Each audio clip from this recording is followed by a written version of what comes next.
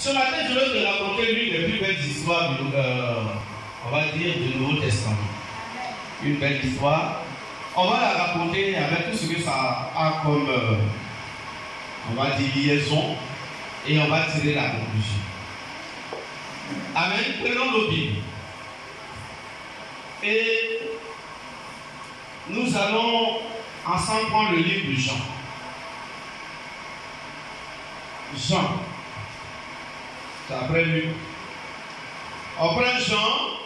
On va prendre le chapitre 4. Ce matin, souffrez que nous fassions une très longue lecture.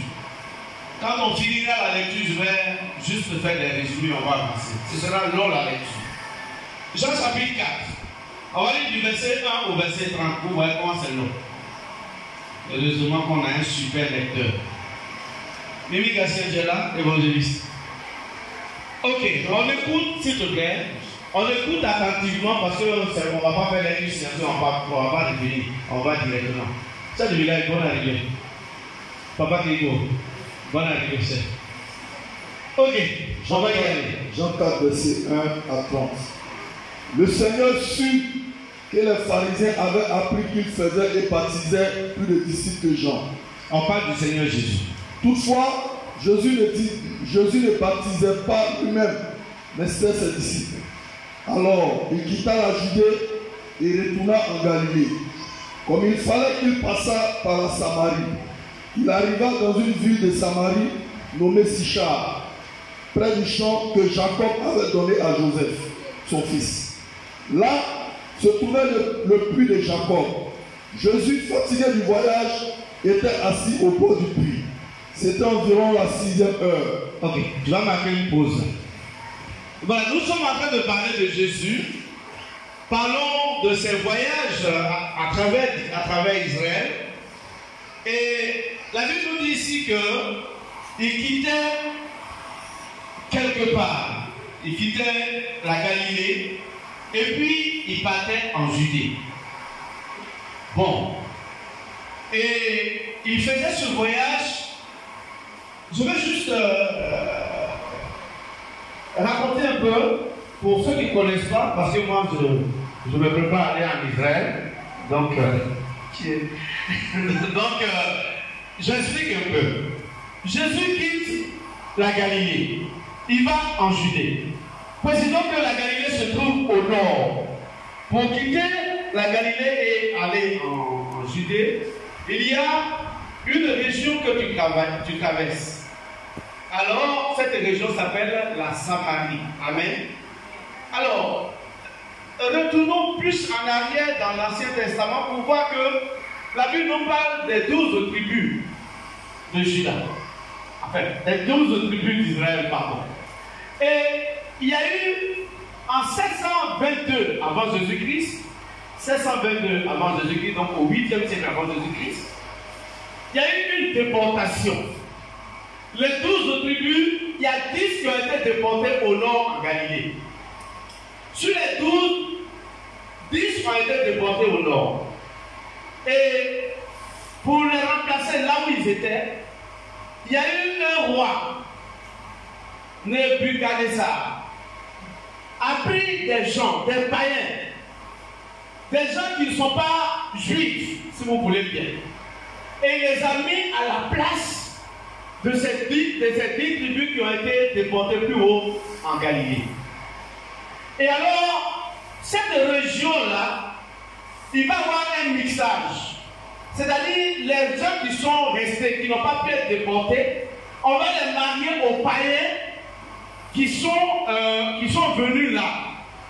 Donc, il y a eu un mariage des gens, des juifs restés sur place, avec des païens. Et ce mariage va donner des enfants que nous allons appeler les Samaritains. Donc, comprenons, je précise l'histoire pour qu'on se comprenne beaucoup plus tard. Comprenons que les Samaritains étaient des gens de mauvaise vie. Ils ne sont pas juifs. Ils ne sont pas juifs parce que ce sont des enfants des païens. Et puis, ils vont se mettre dans cette région. Mais je voudrais vous expliquer que entre la Galilée et la Judée, Samarie se trouve au milieu. Amen. Bien.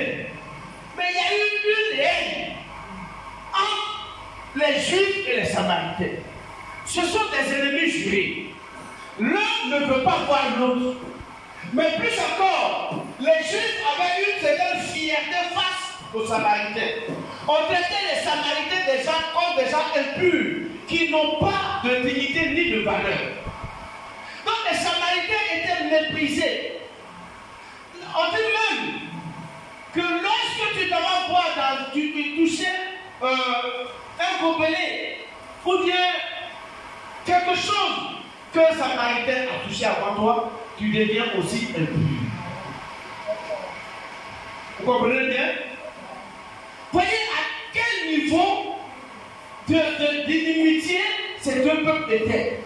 Les Juifs ne peuvent pas sentir du tout les Samaritains. Parce que pour eux, les Samaritains sont des personnes impures qui ne peuvent pas rentrer chez nous. Quand il a laissé quelque chose, même sur la route, quand tu as marché dessus, on te dit, va te purifier parce que tu as touché. C'est qu'un Samaritain, une personne impure, a touché. Bien, les avancent. Mais pour quitter la Galilée au nord et aller en Judée au sud, tu dois passer, si tu veux faire le plus petit chemin, tu dois passer par la Samarie. Mais voici des gens qui ne se parlent pas. Est-ce qu'on peut traverser leur village? Non. Je vais, pour illustrer mon histoire, prendre 3 villes en Côte d'Ivoire par exemple. C'est quand tu quittes Toumoudi et puis tu vas à Tébissou. La ville qui est au milieu, c'est quoi? C'est Yamoussoukro. Vous connaissez la Côte d'Ivoire quand même? C'est Yamoussoukro. C'est comme tu veux, et puis les gens qui sont à Tébissou disent qu'ils ne parlent pas avec les gens qui sont à Yamoussoukro. Pourtant, ils doivent quitter Tébissou pour aller à Toumoudi. Et vous savez comment les gens faisaient? Ils contournent. La Bible dit qu'ils passent par l'est, à l'est du fleuve Jourdain, pour arriver en Judée. Tellement ils ne veulent pas sentir les Samaritains. C'est-à-dire tu quittes Toumoudi, tu dis bon, je vais avancer vers Boisfré. Après Boisfré, je vais passer Fra. Après ça, moi, je vais sortir, je vais pas vers Oumé. Et puis après Oumé, je vais passer par Kokumbo, le village de 5 non, de l'artiste 4 à 20. LFK. Et puis je vais arriver à Toumoudi. Regardez la route. Regarde comment c'est long. Très long. Bon, peut-être que tu as dit que tu ne connais pas là-bas. Mais tu es quitté à l'ouest. C'est comme tu vas à Mans. Tu quittes à Diogo et puis tu vas aller à Mans. Il y a une ville au milieu, c'est quoi? Bangolo. Voilà, oui, quand même. Alléluia. Et puis tu dis tu ne parles pas avec les gens de Bangolo. Et tu dois quitter Diogo. La seule route que je connais là-bas, là, c'est route Diogo, Bangolo, Mans. C'est plus court, papa, c'est pas vrai? Voilà. Tu dis non. Comme nous on ne parle pas les gens de Bangolo, tu passes, tu quittes Diogo, tu retournes à Danois pour sortir à Bavoua, sortir à Odjébé et puis revenir à Mans. Voilà comment les gens font ça. Bon, maman Barbara, il ne connaît pas chez toi, donc si je n'ai pas dit les vies, c'est pas vrai. Alléluia! Donc c'était compliqué. L'inimitié a fait que le plus court chemin n'était pas emprunté. Frère, pour illustrer mon propos, il y a parmi nous souvent des haines, des inimitiés qui font que quelqu'un même qui est capable de nous bénir, nous ne parlons pas avec lui. L'inimitié a fait que là où nous pouvons passer pour avoir notre bénédiction, c'est tellement tu cherches quelque chose et un mariage. Et puis on te dit, qui tu veux marier ma fille? Guéret. Bon, je n'ai pas de Guéret, parce que c'est mon ennemi, donc quelqu'un va pas se fâcher. Toi, tu es venu en disant que tu n'as pas une bonne personne Guéret. Ah, il ne faut pas que la bénédiction est dans la main de Guéret.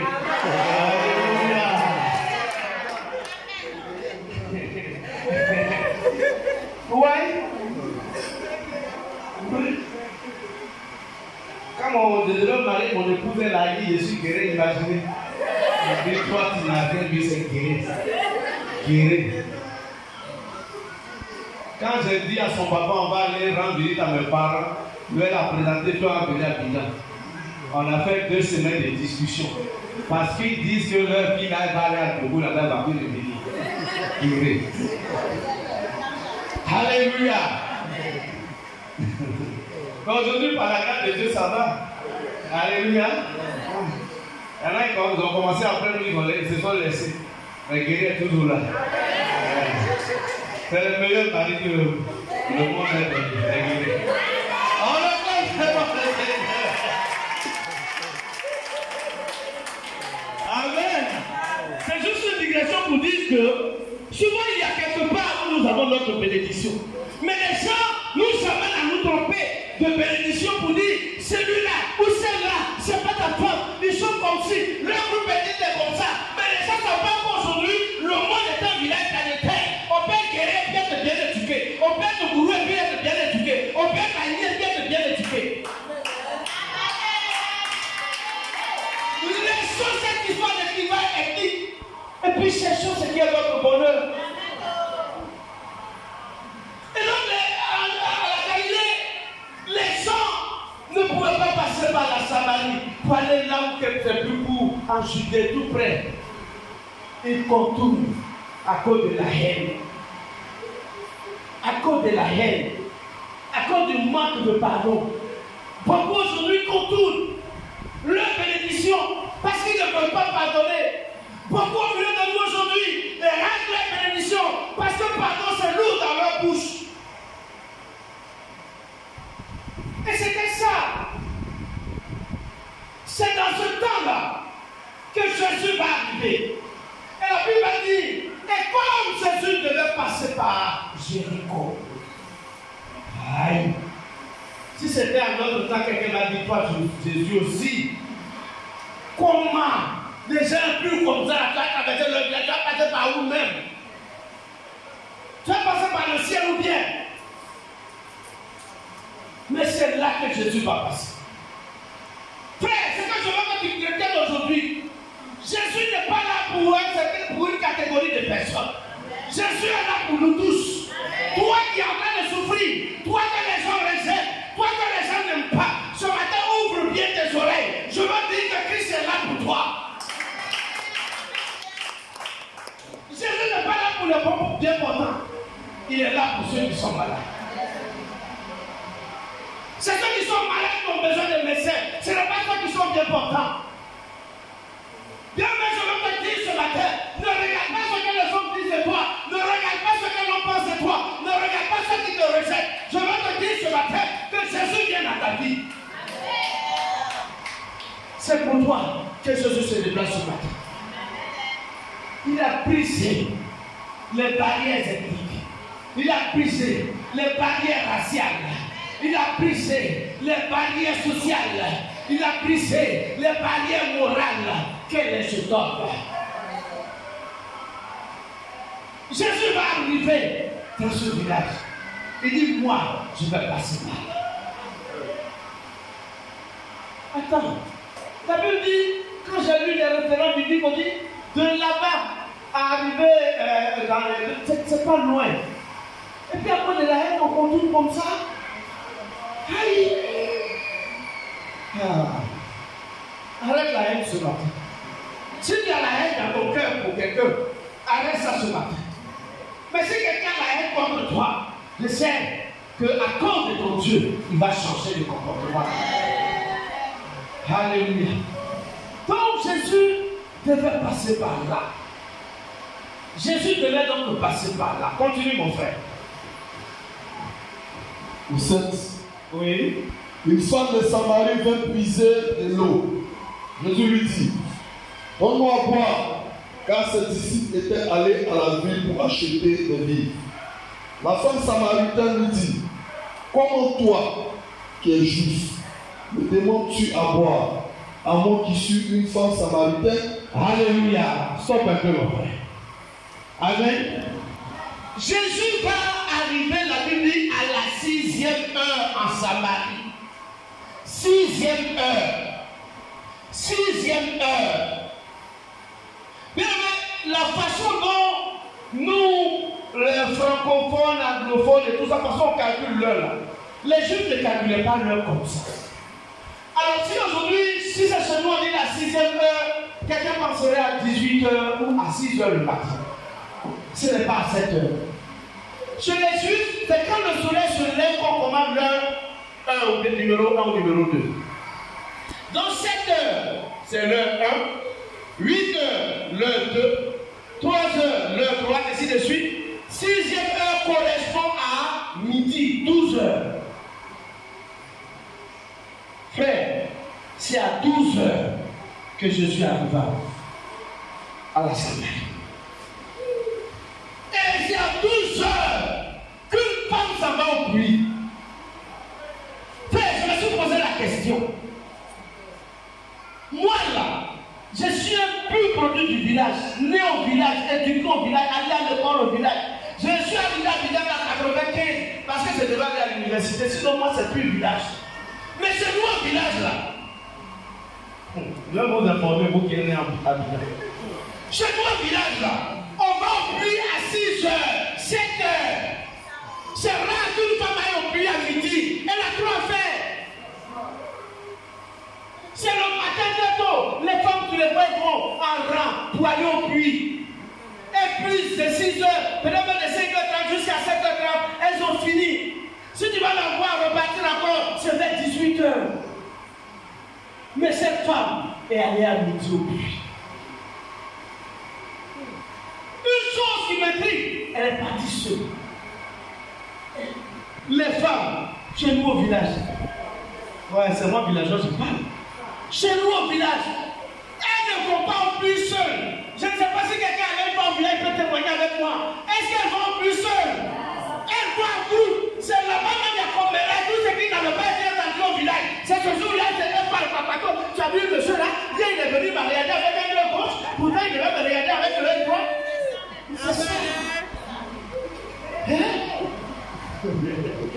Alléluia. Mais cette femme est partie seule. Pourquoi? Pourquoi? Je vais te l'expliquer.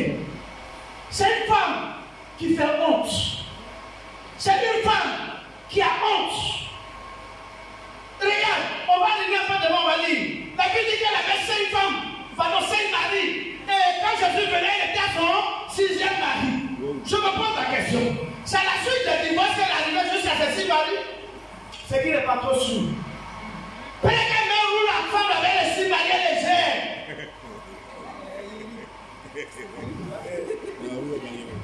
Gloire à Jésus. Elle gère les 6 maris. Oui. Et donc, tout comme ménage même qui se fait au Marigot, là, c'est autour d'elle. Tout ce qui se disait dans le village, là, c'est autour d'elle. Regardez-moi cette voleuse de mari. Elle a tout fait à quoi c'est sur mon mari, elle est tombée. C'est ça qui se disait au Marigot. Voilà pourquoi cette femme ne pouvait pas partir avec tout le monde. Elle ne pouvait que partir seule. Alléluia. Elle est isolée, abandonnée. Elle est humiliée. Elle a honte d'elle-même dans le village. C'est cette femme-là que Jésus devait rencontrer. C'est elle qui avait rendez-vous avec Jésus, le grand des grands. Alléluia. Ce matin, je vais te dire, bien-aimé, que tu as rendez-vous ce matin avec le roi des rois. Jésus ne regarde pas ta situation. Jésus ne regarde pas la honte que tu t'habilles. Jésus ne regarde pas là où tes parents sont quittés. Jésus ne regarde pas ta situation. Jésus a rendez-vous avec qui il veut. Oh non, tu n'as pas entendu. Jésus a rendez-vous avec qui il veut. Il n'a pas rendez-vous avec tout le monde. Ce n'est pas un malheur qui cherche un médecin. C'est celui qui est dans les soucis que Jésus cherche. Bien-aimé, tu es là ce matin. Tu as honte devant les gens. Quand tu penses à ta situation, la honte te traverse. Quand tu es souvent dans des situations, tu ne peux pas appeler quelqu'un tellement tu as honte de toi-même. Je veux t'annoncer ce matin que c'est pour toi que Jésus s'est levé ce matin. C'est pour toi que Christ s'est levé ce matin. Ne regarde pas ta condition. C'est vrai, elle est déjà déplorable dans cette condition. Elle est déjà gâtée. À un moment donné de la table, Même ses soeurs le fuient à cause de sa clientèle. À un moment de ta vie, certainement, les gens t'ont rejeté à cause de l'odeur qui sort de toi. À cause de la honte que tu produis pour la famille. Les gens ne t'ont pas associé. Mais je veux te dire, c'est pour toi ce matin que Christ s'est déplacé. Alléluia. Cette femme a dit beaucoup. Elle va rencontrer quelqu'un d'une valeur rarissime. Quelqu'un d'une grandeur rarissime. Qui se nommait Jésus-Christ de Nazareth. Le roi des rois. Le Seigneur des seigneurs. Oh, celui qui dit et les choses arrivent. Celui qui élève et personne ne peut l'arrêter. Celui qui donne la vie et personne ne peut le faire. C'est lui qui s'est rencontré. Le Père de la bénédiction. Le Dieu de la bénédiction. Le roi de la bénédiction. L'élévateur. Cet homme va rencontrer le Messie. Oui, mes frères, tu vas continuer. Alléluia. Alléluia. Amen. La femme samaritaine lui dit, comment toi qui es juif, me demandes-tu à boire, à moi qui suis une femme samaritaine? Les juifs, en effet, n'ont pas de relation avec les samaritains. Ça, je l'ai dit tout à l'heure. Jésus lui répondit, si tu connaissais le don de Dieu, et que celui qui te dit, donne-moi à boire, tu lui aurais toi-même demandé à boire. Alléluia. Oui, vas-y. Et il t'aurait donné de l'eau vive. Alléluia. Acclame très fort le Seigneur. Voilà la femme. Et puis, elle rencontre le roi des rois. Il lui dit, vous savez, quand Jésus veut te bénir, il te provoque. Alléluia. Quand Jésus veut te bénir, il te chatouille. Il a trouvé quelqu'un qui était malade. Il savait qu'il allait le guérir, mais lui pose la question, que veux-tu que je fasse pour toi? Si c'était quelqu'un de nerveux, il allait dire, mon frère, tu m'amènes, c'est pas si tu es nerveux pour moi, laisse-moi. Mais dis, Seigneur, dis seulement un mot, je serai guéri ou ma fille. Jésus, quand il veut te bénir, il te chatouille. Il va dire à la femme, donne-moi de l'eau, je vais boire. Et elle va dire, mais toi, tu sais qu'un juif et puis samaritain, ça ne marche jamais. Et puis nous, on était un petit village de la Samarie. Et puis c'est à moi, toi tu demandes de l'eau. Il y a quoi entre juif et samaritain? Amen. Et Jésus va lui dire, si tu connaissais le don de Dieu. Oh, tu peux dire à ton voisin, si tu connaissais le don de Dieu. Oh, dis à notre voisin, si tu connaissais le don de Dieu. Frère, ma soeur, il y a des dons que les autres ne peuvent pas te donner. C'est Dieu seul qui peut te faire ce don. Quand Dieu te fait ce don, oh, c'est qu'il t'a pas prié, c'est qu'il te voit ta crème, c'est qu'il te connaissait avant, c'est qu'il te voit ta crème. Parce que le don de Dieu est au-dessus du nom des hommes. Il lui demande, tu n'étais pas renseigné. Il y a toi et puis il y a ton. Il y a toi et puis il y a ton. Il y a des dons, les gens donnés, et puis il y a des dieux donnés. Ouais, quand il y a des dons donnés là, tu vois ça, on récompense ça vite. Ou bien celui qui a donné, demain matin il est passé, et puis il est donne ma chose, puis il est parti. Et je suis pas là pour, je suis pas venu te regarder. Donne ma chose, donne, et puis ça devient pareil. Mais le don de Dieu, la Bible dit, c'est l'Éternel qui enrichit. Et cela n'a suivi d'aucun chagrin. Quand Dieu donne ta pas chagrin de l'éveil. Alléluia. Si tu savais le don de Dieu, si tu savais, femme, qui est venu te visiter ce matin, je vais dire la même chose à quelqu'un. Si tu savais celui qui te visite ce matin, parce que je sais que tu ne sortiras pas d'ici ce matin, comme tu es venu, qui te visitera? Alléluia.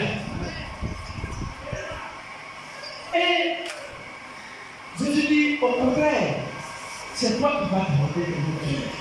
Continue, frère.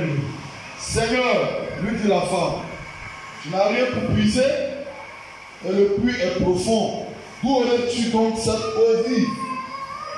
Es-tu plus grand que notre père Jacob, qui nous a donné ce puits et qui en a bu lui-même, ainsi que ses fils et ses troupeaux? Jésus lui répondit, quiconque boit de cette eau aura encore soif. Mais celui qui boira de l'eau que je lui donnerai n'aura jamais soif. Et l'eau que je lui donnerai deviendra en lui une source d'eau qui jaillira juste dans la vie éternelle. Amen. Alléluia. Jésus lui dit, elle voit les choses sur le plan matériel. Ce n'est pas sa faute. Elle a 6 maris. Parmi les 6 personnes pour l'épouser, il n'y a pas de mariage. C'est demain la plus Jésus a dit, elle pense à un 7e qui est arrivé. Elle voit les choses comme le monde voit. Et puis elle est seule. Aïe. Un joli garçon en plus. 20 millions. Voilà. Et c'est que les choses sont parties. Parce que, excusez-moi, la vie des prostituées aiment toujours que le garçon commence. Quand il lance, c'est parti. Quand elle a pensé qu'il y a un lancement sur la tête, on ne savait pas que c'est lui qui est venu, c'est le porteur de notre vie. Elle a dit, mon frère, tu n'as pas puisé, quand on met dans le puits, on dit, camion pas ça. Et j'ai fait des recherches, on dit, le puits mesurait 48 mètres. Donc c'est très profond. Bon, donc là, il n'y avait pas de moyen pour dire que tu allais descendre pour prendre l'eau, tu n'as pas pu être profond. Tu n'as pas pu attendre le vélo là où tu veux. Elle n'avait rien compris. Pendant que l'homme parlait spirituel, elle parlait charnel. Pendant que Dieu parlait des choses en haut, elle parlait des choses de l'Est. Alléluia. Ce matin, nous allons te dire quelque chose. Laisse les choses de l'Est, il n'y a rien dedans. Cherche les choses célestes, car c'est là que la gloire de Dieu va se manifester. Et tu seras une autre personne.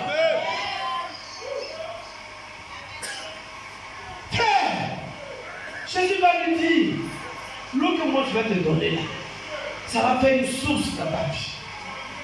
Tu n'auras jamais soif. Et comme elle est tellement terrestre, elle va citer des gens qu'elle connaît. Puis que tu vois là, c'est Jacob, le grand Jacob qui nous a donné. Ses fils même ont pu, ses troupeaux ont pu. Tout ça pour dire que l'eau là, c'est important. C'est comme aujourd'hui, tu quittes la Côte d'Ivoire, tu vas quelque part où tu es coincé, tu dis, je viens du pays de Houphouët-Boigny. Qui ne connaît pas Houphouët-Boigny? C'est moi, enfant de Houphouët-Boigny. Drogba là, c'est mon cousin. Et puis on dit, ah, c'est toi, à ce moment il faut passer. Non, c'est ça, elle voulait montrer. C'est Jacob, ce sont ses fils. Jésus n'est pas dans ça. Jésus est là pour te ressusciter. Alléluia. Jésus n'est pas là dans l'histoire, mais il est là ce matin parce qu'il y a une situation que tu traverses. Il va te dire ça tout de suite. Allons-y, Seigneur. Jésus lui répondit, quiconque boit de cette eau aura encore soif. Mais celui qui boira de l'eau que je lui donnerai n'aura jamais soif. Et l'eau que je lui donnerai deviendra en lui une source d'eau qui jaillira juste dans la vie éternelle.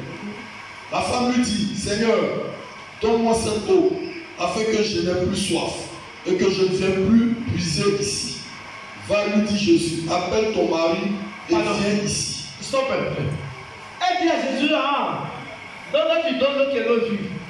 Oh, mais donne-moi, je vais boire. Là, il n'est plus venu au puits ici. Ton problème, c'est que c'est le puits. Quand on va là, tu vois, quand la seule même là, les gens se moquent d'elle. Quand les gens qui pour l'avoir passé, on dit voilà, chercher le mari des gens, là, voilà, c'est maintenant, elle va au puits. Donc, si c'est elle seule là, elle va s'enfermer dans la maison jusqu'à fatiguer, tellement elle a honte de sa situation. Mais Jésus lui parlait d'autre chose. Alléluia. Elle a pensé que l'eau vive, c'est autre chose. Parce qu'elle est dans un milieu grave. Mais Jésus lui parle d'une vraie eau. L'eau qui ne donne plus jamais la soif. Et puis, dans la discussion, et Jésus va lui dire, va appeler ton mari. Vas-y, frère. La femme répondit, je n'ai point de mari. Jésus lui dit, tu as eu raison de dire, je n'ai point de mari. Car tu as eu 5 maris. Et celui que tu as maintenant n'est pas ton mari. En cela, tu as dit vrai. Seigneur, lui dit la femme, je vois que tu es prophète. Elle voit qu'il est prophète. Elle voit qu'il est prophète. Frère, je veux te éclaircir la chose. Voici une femme, elle va te marier en mari. Son problème, c'est l'affaire de mariage. Elle va à la 6e garçon. Et Jésus lui va chercher ton mari. Et elle, pensant que Jésus ne sait pas, elle dit, mon frère, je ne suis pas marié, je n'ai pas de mari. Donc pas que je ne suis pas marié, mais je n'ai pas de mari. Mais bien aimé, je veux dire, quel que soit le mensonge que l'on dira pour se justifier, je suis poitou, c'est tout. Elle va dire à la fin, il va la choquer pour la bénir. Car souvent quand Dieu va te bénir, il te choque. Il te fait sentir toi-même ton odeur. Et puis il t'enlève ça. Là prochainement tu ne vas pas changer. Quand Jésus veut te bénir, peut-être que tu es dans l'alcool. Mais quand il va te bénir là, il va faire en sorte que tu dors dans la caniveau un jour. Quand tu sors de là, tu dis poisson et moi c'est Dieu. Alléluia. Jésus a décidé de la choquer. Il dit va. Dis à ton mari de venir. Elle dit Seigneur, je n'en ai pas. Elle pensait que c'est les hommes par la parole, on peut tromper. Oh, c'est Dieu lui-même.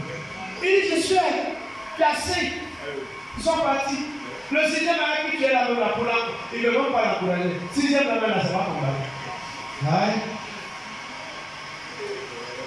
6e là, c'est pas ton mari. 6e là, c'est pas ton mari. Faut quitter dans lui, c'est pas ton mari. Il arrête de te fatiguer pour te laisser, c'est pas ton mari. Alléluia.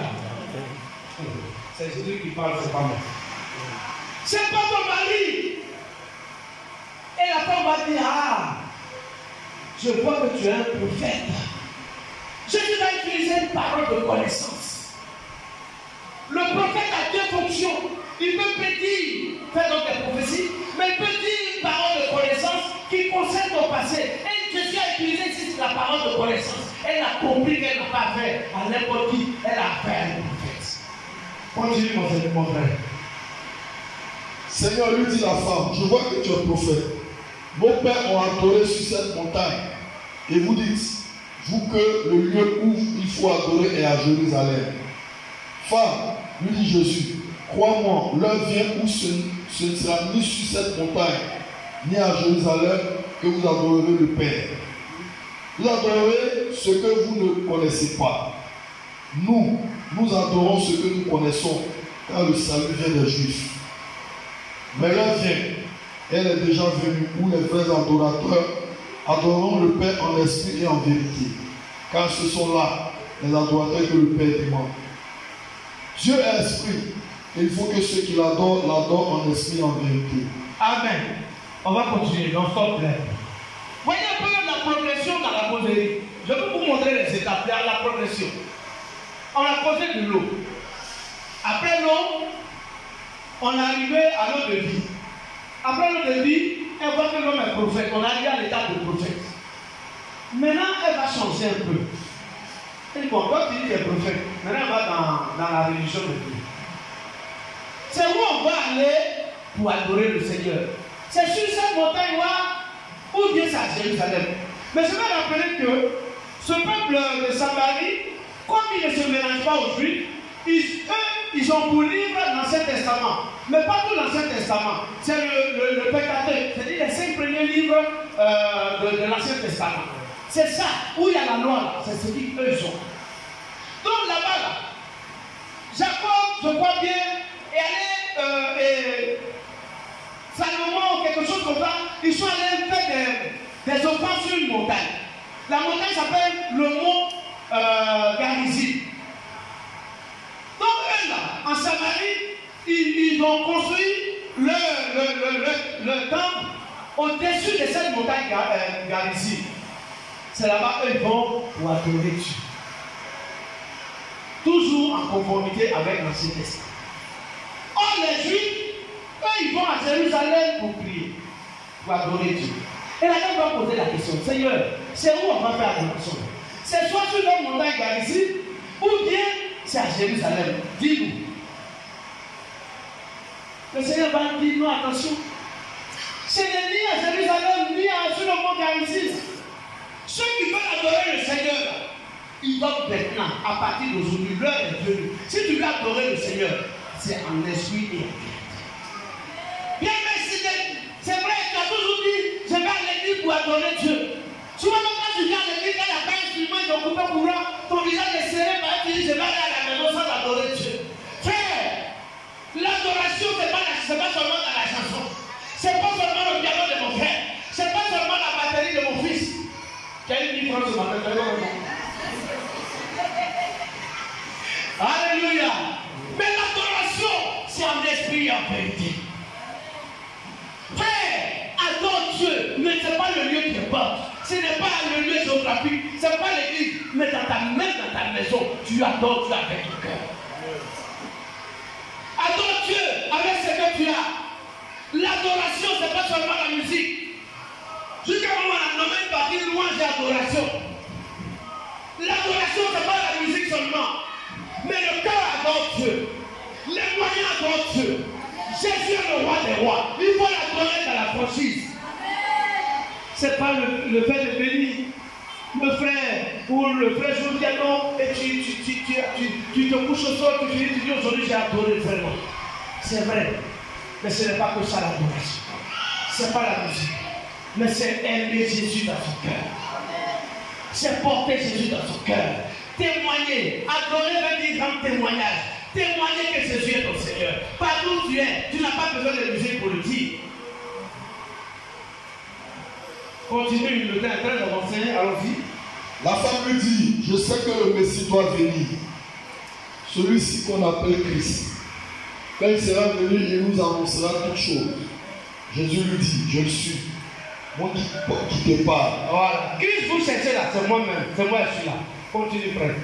Là-dessus arrivaient ses disciples, qui furent étonnés de ce qu'il parlait avec une femme. Toutefois aucun ne dit, que demandes-tu? Ou de quoi parles-tu avec elle? Alors la femme, ayant laissé sa cruche, s'en alla dans la ville et dit aux gens, venez voir un homme qui m'a dit tout ce que j'ai fait. Ne serait-ce point le Christ? Il sortit de la ville et il vint vers lui. Amen. Alléluia. Bien que c'est là que je vais terminer. La femme, dans cette discussion, va avoir des étapes. Lobby, après lobby, elle va parler de l'enceinte, lobby. Maintenant, elle va parler d'adoration à Jérusalem où. Ensuite, elle va parler de Jésus va lui dire, c'est pas là-bas. Si le Christ que vous cherchez là, c'est moi-même. Et voilà, la femme sera transformée. Quand elle va être transformée, elle s'en va dire en ville. Elle qui avait honte d'aller au marché, parler au puits. C'est qu'elle qui avait honte du monde. Mais après sa transformation, la Bible dit c'est elle qui courait partout pour dire, venez, j'ai vu un homme, voici le Christ, venez, vous allez voir, venez. Et les gens sont venus. Alléluia. Ce matin, bien aimé, le thème de mon message, c'est l'heure de la restauration en Christ. L'heure de la restauration en Christ. Il y a une heure où quand Dieu veut te visiter, il te visite et les choses changent dans ta vie. C'est l'heure qui est arrivée dans la vie de la femme. La Bible dit, c'est à la 6e heure, là où ses camarades femmes se reposent, c'est là que Dieu va la visiter. Bien aimé, ce matin, je veux te dire, tu ne sortiras pas d'ici sans que Dieu te restaure, car c'est la 6e heure qu'elle est là. Alléluia. Le Seigneur restaure à des heures précises qui conviennent à lui. Il pouvait rencontrer cette femme hors du puits. Il pouvait même passer là sans l'avoir vue. Mais la Bible dit à la 6e heure. Regardez, l'heure de la Galilée correspond plus ou moins à l'heure de la Mauritanie. La Mauritanie en Afrique. Mais quand il est 12 heures en Mauritanie, désert, il fait extrêmement chaud. Extrêmement chaud. C'est dans cette chaleur-là que cette femme va rencontrer le Seigneur. C'est dans ses problèmes, des difficultés, que cette femme va rencontrer le Seigneur. Bien aimé, ce matin, je vais te dire, quelle que soit la situation que tu traverses, il y a une heure où tu vas rencontrer le Seigneur. Et cette heure est arrivée parce que tu vas le croiser ce matin. Si tu crois cela dans le Seigneur, je vais voir.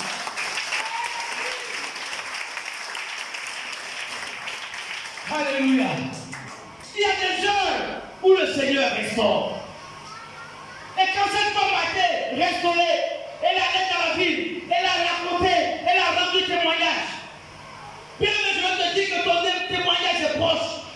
rencontreras le Seigneur ce jour même.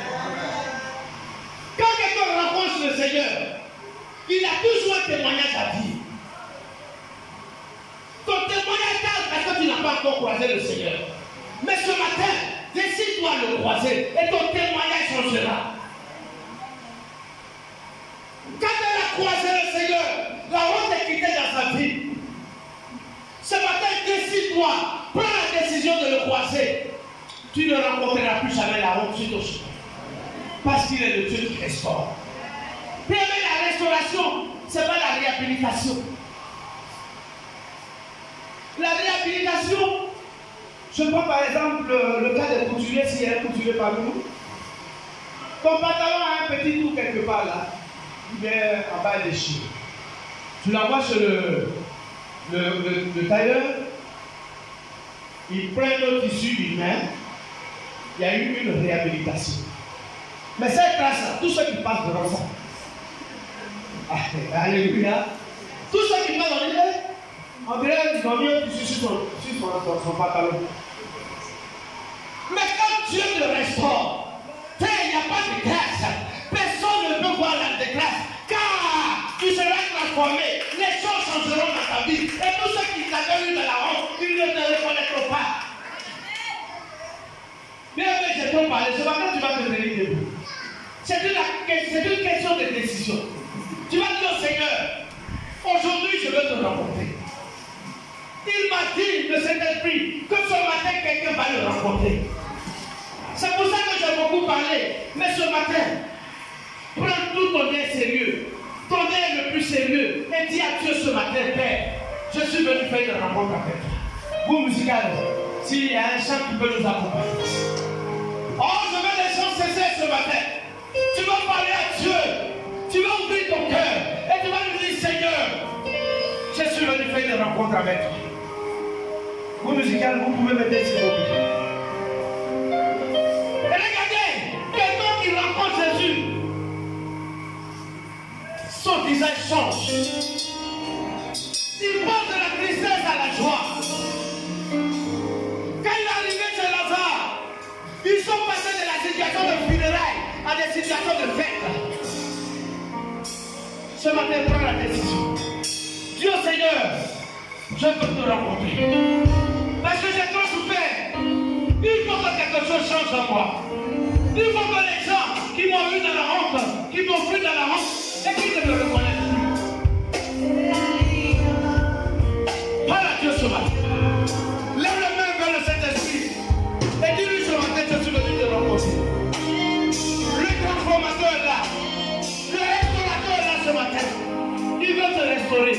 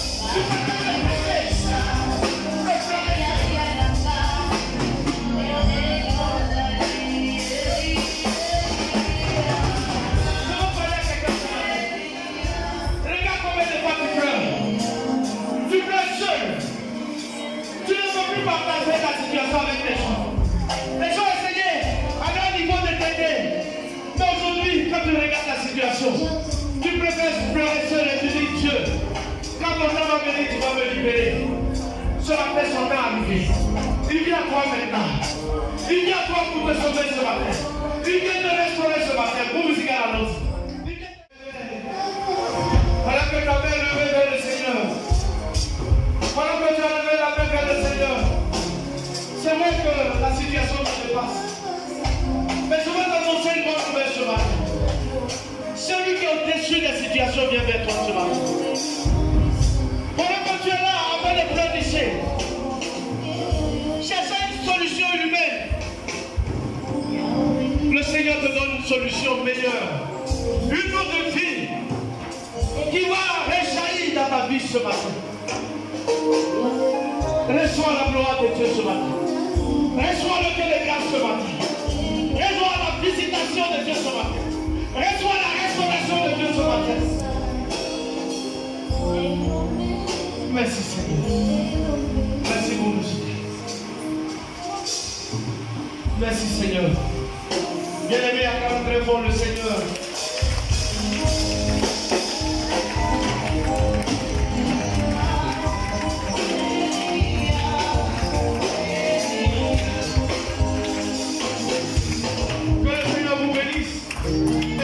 Restauration dans votre histoire totale et normale. Parce que Jésus est avec vous. Il vous aime malgré votre situation. Il vous aime malgré tout. Il est votre Dieu. Merci Seigneur. Au nom de Jésus.